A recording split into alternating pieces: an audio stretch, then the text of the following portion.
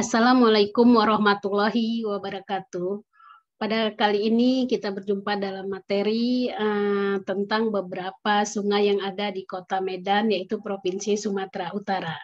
Di sini nanti akan saya jelaskan tentang sungai-sungai yang ada di Kota Medan ini. Karena sebenarnya ya adik-adik, sungai di Kota Medan ini sebelumnya ada 52 sungai. Tetapi karena sudah makin bertambahnya perkembangan penduduk, bertambahnya pemukiman, dan bertambahnya hunian-hunian atau perkantoran, sungai tersebut bisa hilang.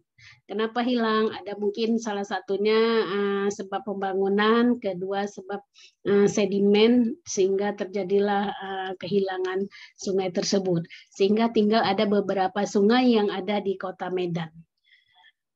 Kemudian kawasan das yang selalu berubah ya, di mana daerah aliran sungai itu beralih fungsi juga. Yang awalnya semuanya kan ada bantaran sungai itu dibatasi, padahal peraturan sebelumnya ada 15 meter dari bantaran sungai, harus baru pemukiman atau tidak boleh dibuat hunian menjadi hunian. Tetapi itu masih banyak dilakukan masyarakat sendiri. Jadi otomatis sungainya makin mengecil.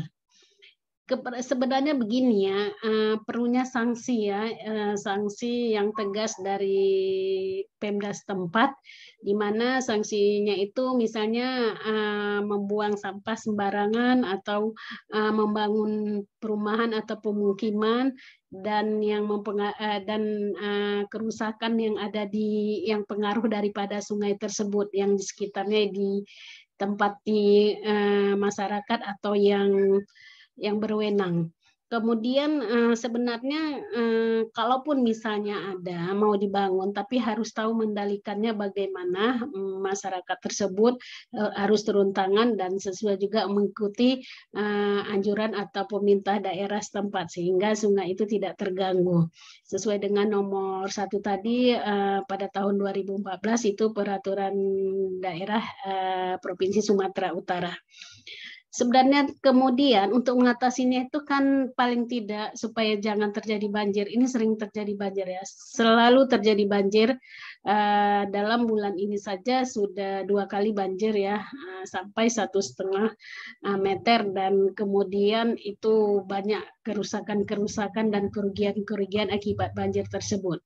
Jadi cara menanggulanginya kan sebenarnya pemerintah memang sudah melakukan pengurukan dasar sungai, khususnya Wali Kota Medan ya, sudah beberapa sungai di sekitar Sungai Sekambing dan Medan Sunggal itu sudah dilakukan pengurukan, dan beberapa tempat berupa drainase sungai-sungai kecil juga sudah ada pengurukan. Tapi karena masyarakat itu tidak mau turun, maksudnya masyarakat itu kurang peduli, sehingga jadi tidak, hanya sedikit kecil jadinya pengendalian yang dilakukan pemerintah tersebut. Dan harusnya setiap pemukiman juga itu perumahan pemukiman baik real estate maupun rumah rakyat itu ada biopori atau sumur resapan, itu harus dilakukan supaya tidak terjadi banjir dan tidak terjadi kerugian-kerugian besar nantinya jika akan terjadi hujan. Adik-adik, manfaat sungai ini sebenarnya banyak, tapi tanpa disadari masyarakat itu sendiri merusaknya. Paling tidak sungai itu kan sebagai mata pencarian. Dari mana mata pencarian dari yang didapat di sungai? Misalnya ikan-ikan itu bisa menghasilkan ekonomi. Ikan-ikan di sungai tersebut dapat ya dengan memancing, membuat tambak atau apa saja yang berhubungan dengan usaha untuk masyarakat atau rakyat yang ada di sekitar tersebut. Kemudian sungai tersebut ya adik-adik juga itu sebagai transportasi juga. Transportasi ya, misalnya kalau ada satu tempat pindah ke satu tempat dengan melakukan memakai boat atau sampan, atau bisa juga melakukan dengan yang lainnya yang sesuai untuk transportasi apa yang bisa dibutuhkan untuk transportasi tersebut. Kemudian sungai tersebut adik-adik itu sangat butuh sekali lagi untuk PLTA karena sungai atau air itu sebagai tenaga terbarukan.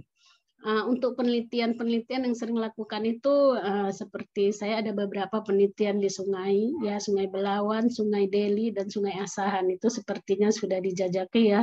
Kalau untuk Sungai Deli aja sudah saya udah menjajaki waktu itu masih dari Deli Tua ke sekitar Belawan itu ada lebih kurang 7 kilometer sudah ditelusuri, dan sungai-sungai yang panjang tersebut itu sebenarnya itu kalau dulu ada beberapa kali sudah ditinjau di sana, banyak kali mengalami perubahan. Kenapa? Pembangunan-pembangunan yang dibuat pemerintah atau masyarakat dan kontraktor atau suatu kegiatan-kegiatan yang berhubungan dengan sungai tidak memperhatikan bagaimana untuk melestarikan sungai tersebut. Nah, kemudian seperti kalau PLTA itu kan itu pentingnya sumber air yang utama itu adalah dari sungai. PDAM juga sungai yang utama sumber air yang utama itu adalah dari sungai. Jadi walaupun di proses pengolahannya ada dari awal sampai akhir. Kemudian dapat menampung atau mengalirkan debit untuk irigasi misalnya kan, irigasi perlu sumbernya dari sungai. Kita tidak bisa mengharap untuk irigasi itu dari hujan saja.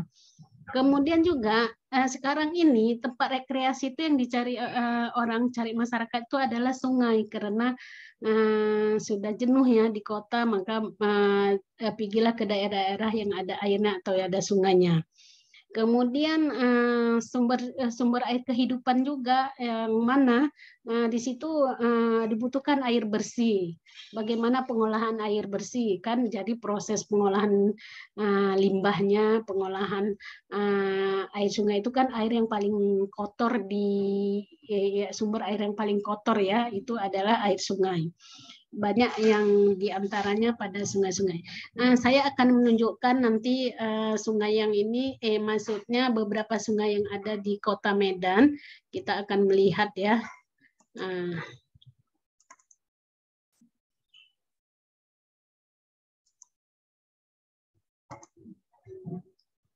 Oke, ini ada sungai yang beberapa sungai yang ada di Kota Medan.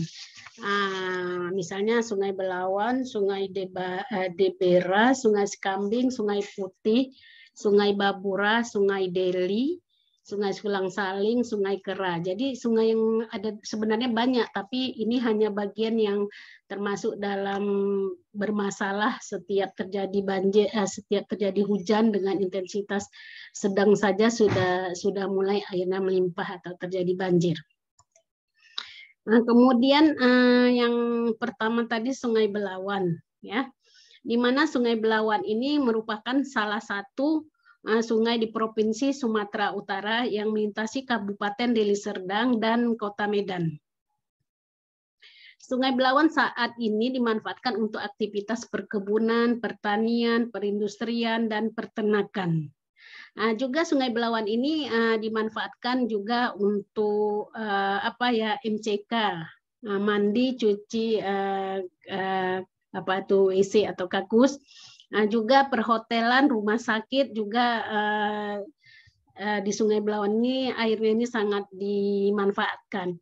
Kemudian ada satu Sungai Belawan ini sebenarnya adalah dia ini adalah berada di Provinsi Sumatera Utara, ini adalah wilayah Sungai Belawan ini yang termasuk dalam kategori ya wilayah sungai BUP, Belawan, Ular, Padang itu ya, yang terdiri dari 6 daerah aliran sungai atau DAS. Dengan luas dari Sungai Belawan keseluruhannya ini sekitar 6.215,66 km persegi. Ini wilayah dalam pengelolaan wilayah sungai di daerah Kota Medan. Kemudian DAS Sungai Belawan ini merupakan salah satu bagian dari yang dibutuhkan di Kota Medan ya. Hulu sungai tersebut berada di Kabupaten Deli Serdang. Di mana hulunya itu dari Sibolangit dan Kuta Limbaru itu ya Sibolangit ya itu hulunya. Sungai ini mengalir melintas jantung Kota Medan atau melintasi Kota Medan. Oke, ini dengan Sungai Belawan, kemudian Sungai Debera. Sungai Debera ini di daerah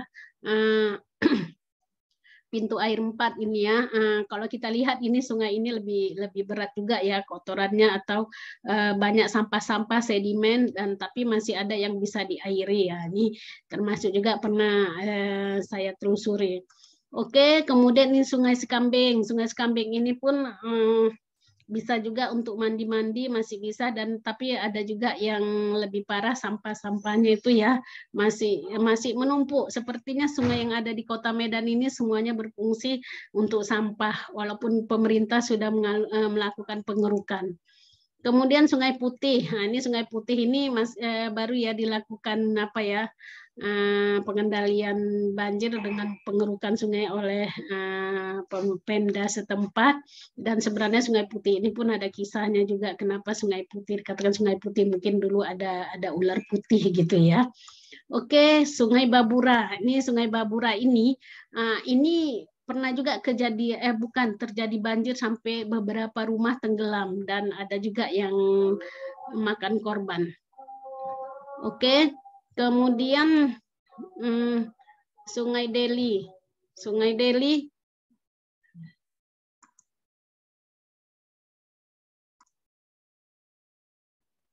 Oke, adik-adik akan dilanjutkan ke Sungai Deli ya.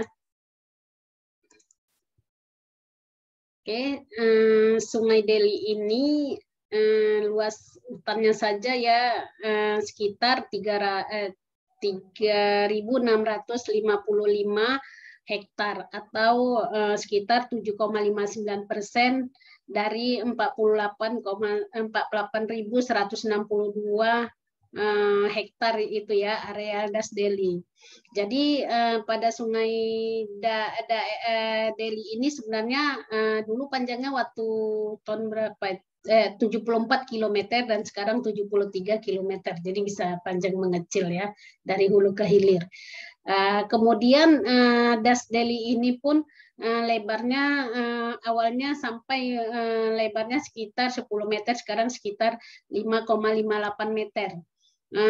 Kemudian untuk resapan ini, kawasan resapan Sungai Deli ini sekitar 140 hektar atau 30% dari luas dasnya. Selain itu limbah ya di sini banyak ya, kita lihat rumah-rumah masyarakat di sini menempati Sungai Deli itu sampai berada di pinggirannya ya, di pinggiran itu. Jadi untuk kemiringan Das Deli ini sekitar 41%. Kalau dilihat di sini pun ada Sungai Deli ini agak sudah dibangun ya tanggulnya. Kemudian di sini perumahan masyarakat masih banyak ya yang ini menempatkan yang tidak sesuai dengan pada tempatnya dan ini sudah ditelusuri pada awal tahun 2018 kembali lagi menelusuri Sungai Deli dari Deli Tua sampai dengan ke Belawan sana. Jadi selama lebih kurang 5 jam ya untuk menaiki kapal boat. Oke. Kemudian Sungai Sulang Saling. Ini Sungai Sulang Saling ini sungai yang paling apa ya?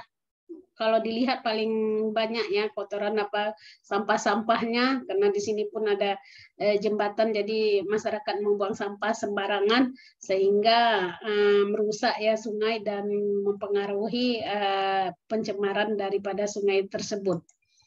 Kemudian Sungai Kera. Ini Sungai Kera ini sedang baru saja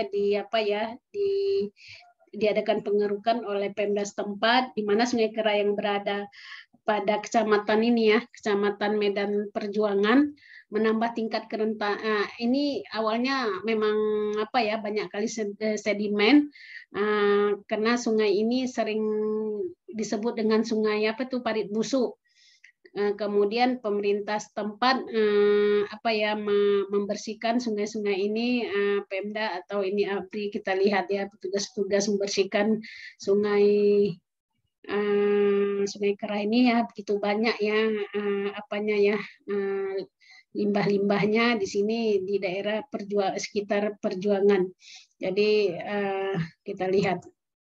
Kemudian ini sungai, kalau hulu sungai itu kan terjadi apa ya, bukan kecepatan aliran yang begitu cepat, di mana kita lihat ya, kalau ciri-ciri bagian hulu untuk sungai itu ada arusnya deras, kemudian pengikisan atau erosi ke dasar sungai, kemudian saluran bentuk V, tidak terdapat pengendapan, batu masih besar-besar, terdapat jeram atau air terjun, itu biasanya di bagian hulu sungai. Karena sungai ini dibagi 3, bagian hulu, tengah, dan hilir. Kalau bagian tengahnya ini ciri-cirinya dapat kita lihat arus tidak deras, daya erosi berkurang, kemudian pengikisan lebih banyak ke dinding sungai daripada ke dasar, terjadinya pengendapan, terbentuknya mender atau kelekan sungai yang besarnya sampai 180 derajat, kemudian ada mender terbentuk ini ya hingga hilir, ini nampak ya gambar ini. Kemudian ciri-ciri bagian hilir sungai tersebut apa? Arusnya tenang ya. Kalau tadi yang sedang, ini yang hilir ada hulu, tengah, hilir. Jadi kalau yang hilir ini tenang dan lambat, tapi biasanya tenang itu menghanyutkan. Nah, di mana badan sungainya terdiri dari lumpur dan pasir, makanya banyak ya diambil pasir-pasir dari sungai. Pengikisan atau erosi melebar ke dinding sungai, kemudian banyak pengendapan. Oke. Kemudian muara terkadang bentuk delta atau tanah datar hasil pengendapan dan sungai mati ya. Oke, nah ini adik-adik ada terdapat sini banjir rob. Biasanya rob ya, rob adalah naiknya air laut ke daratan karena kondisi pasang dan menyebabkan luapan air dari laut ini ya adik-adik ya. Tetapi kalau misalnya banjir rob itu adalah ketika kondisi sedang pasang, kemudian disertai dengan hujan, itulah maka disebut banjir rob. Oke. Adik-adik, inilah dia tadi penjelasan tentang sungai.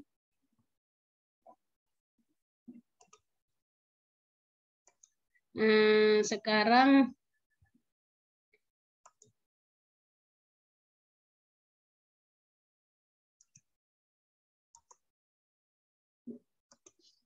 kita ambil YouTube ya.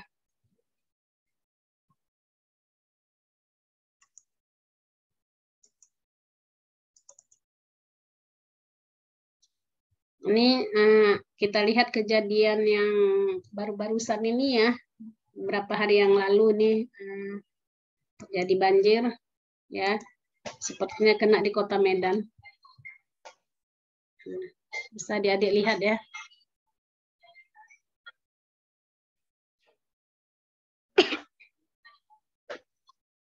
Nah, ini tanggal 28 Februari ya, 2022. Nah, ini daerah banjirnya tinggi ya, di daerah Prijen Katamso, Kecamatan Medan Maimun ini ya.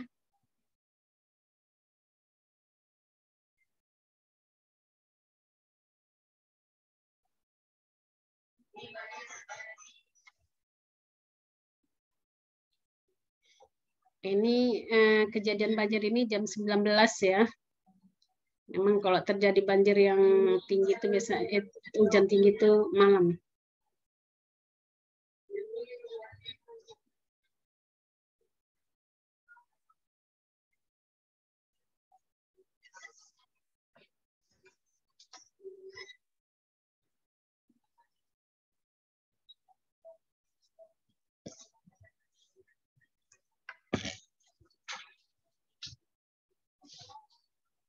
Ini di daerah Jalan Pelajar.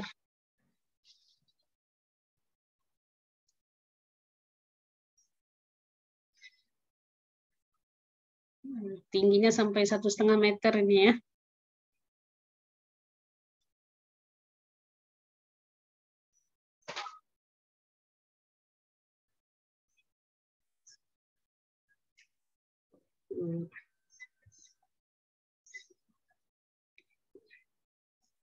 Jual sayuran ya. Yang penjualan sayuran juga ini. Nah, ini nampak banjir itu ya, Dek ya.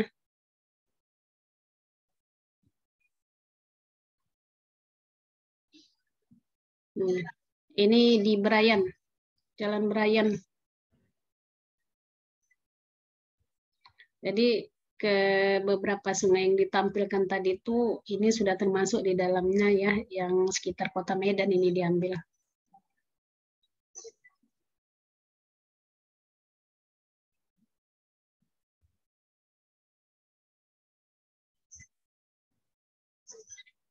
Ini masyarakat membersihkan barang-barangnya.